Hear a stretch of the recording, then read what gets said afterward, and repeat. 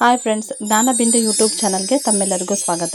ಈ ಒಂದು ವಿಡಿಯೋದಲ್ಲಿ ಕನ್ನಡ ವ್ಯಾಕರಣಕ್ಕೆ ಸಂಬಂಧಪಟ್ಟಂತೆ ಪ್ರಮುಖವಾದಂಥ ಒಂದು ಟಾಪಿಕ್ ಆದ ಸಾಂಗತ್ಯದ ಬಗ್ಗೆ ಮತ್ತು ಅದರ ಒಂದು ಗಣ ವಿಂಗಡಣೆಯ ಬಗ್ಗೆ ನೋಡುತ್ತಾ ಹೋಗೋಣ. ಅನೇಕ ಕಾಂಪಿಟೇಟಿವ್ ಎಕ್ಸಾಮ್ಸ್ಗಳಲ್ಲಿ ಈ ಒಂದು ವಿಷಯಕ್ಕೆ ಸಂಬಂಧಪಟ್ಟಂತೆ ಅನೇಕ ಪ್ರಶ್ನೆಗಳನ್ನು ಕೇಳಲಾಗಿದೆ.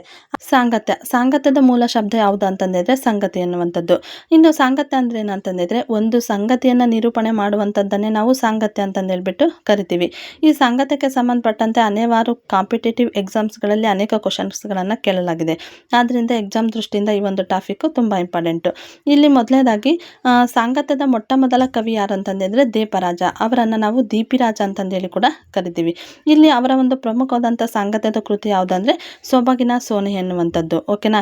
ಇಲ್ಲಿ ಸಾಂಗತ್ಯದ ಮೊದಲ ಕವಿ ಯಾರಂತನಾದರೂ ಕೇಳ್ಬೋದು, ಇಲ್ಲ ಸಾಂಗತ್ಯದ ಮೊದಲ ಗ್ರಂಥ ಯಾವುದಂತನಾದರೂ ಕೇಳ್ಬೋದು. ಅದಕ್ಕೆ ನಾವು ದೇಪರಾಜನ ಸೊಬಗಿನ ಸೋನೆ ಅನ್ನುವಂಥದ್ದನ್ನು ಹೇಳಬೇಕಾಗುತ್ತೆ. ಇಲ್ಲಿ ಸಾಂಗತ್ಯವು ಅಂಶಗಣ ಛಂದಸ್ಸಿಗೆ ಸೇರಿರುವಂಥದ್ದು. ಸಾಂಗತ್ಯದಲ್ಲಿ ಒಟ್ಟಾರೆಯಾಗಿ 4 ರೀತಿಯಾದಂಥ ಒಂದು ಸಾಲುಗಳು ಕಂಡುಬರ್ತವೆ. 1 ಮತ್ತು 3ನೇ ಸಾಲುಗಳು ಸಮ ಆಗಿರ್ತವೆ ಮತ್ತು 2 ಮತ್ತು 4ನೇ ಸಾಲುಗಳು ಸಮ ಆಗಿರ್ತವೆ. ಇಲ್ಲಿ ಪ್ರಮುಖವಾಗಿ ನಾವು ನೋಡೋದಾದರೆ 1 ಮತ್ತು 3ನೇ ಸಾಲಿನಲ್ಲಿ 4 ವಿಷ್ಣುಗಣಗಳು ಕಂಡುಬರ್ತವೆ. ಇಲ್ಲಿ ನಾವು ಪದ್ಯಕ್ಕೆ ಪ್ರಸ್ತಾರ ಹಾಕಿ ನೋಡೋದಕ್ಕಿಂತ ಈ ರೀತಿಯಾಗಿ ಬರ್ಕೊಂಡ್ರೆ ನಮಗೆ ಈಸಿ ಆಗುತ್ತೆ. 1 ಮತ್ತು 3ನೇ ಸಾಲಿನಲ್ಲಿ 4 ವಿಷ್ಣುಗಣಗಳು ಕಂಡುಬರ್ತವೆ. ನೆಕ್ಸ್ಟು 2 ಮತ್ತು 4ನೇ ಸಾಲಿನಲ್ಲಿ 2 ವಿಷ್ಣುಗಣ ಮತ್ತು 1 ಬ್ರಹ್ಮಗಣಗಳು ಕಂಡುಬರ್ತವೆ. ಇಲ್ಲಿ ಮೊದಲ 2 ಸಾಲುಗಳನ್ನು ಪೂರ್ವಾರ್ಧ ಅಂತಂದೇಳ್ಬಿಟ್ಟು ಕರಿತೀವಿ. ನೆಕ್ಸ್ಟ್ 2 ಸಾಲುಗಳನ್ನು ಉತ್ತರಾರ್ಧ ಅಂತಂದೇಳ್ಬಿಟ್ಟು ಕರಿತೀವಿ. 1 ಮತ್ತು 3ನೇ ಸಾಲುಗಳನ್ನು ಹಿರಿಯ ಚರಣ ಅಂತಂದೇಳಿ ಕರಿತೀವಿ. ಇಲ್ಲಿ 4 ವಿಷ್ಣುಗಣಗಳು ಕಂಡುಬರ್ತವೆ. 2 ಮತ್ತು 4ನೇ ಸಾಲುಗಳನ್ನು ಕಿರಿಯ ಚರಣ ಅಂತ ಕರಿತೀವಿ.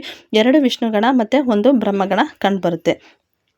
ಇಲ್ಲಿನ ಯಾವ ರೀತಿಯ ಕ್ವಶನ್ ಕೇಳ್ತಾರೆ ಅಂತಂದಿದ್ರೆ ಇಲ್ಲಿ 2ನೇ ಸಾಲಿನಲ್ಲಿ ಅಥವಾ ಸಾಂಗತ್ಯದಲ್ಲಿ ಕಂಡುಬರುವಂತಹ 7ನೆಯ ಒಂದು ಗಣ ಯಾವುದು ಅಥವಾ 14ನೇ ಗಣ ಯಾವುದು ಅಂತನಾದರೂ ಕೇಳ್ಬೋದು. ಅದು ಯಾವ ಗಣ ಅಂದರೆ ಬ್ರಹ್ಮಗಣ.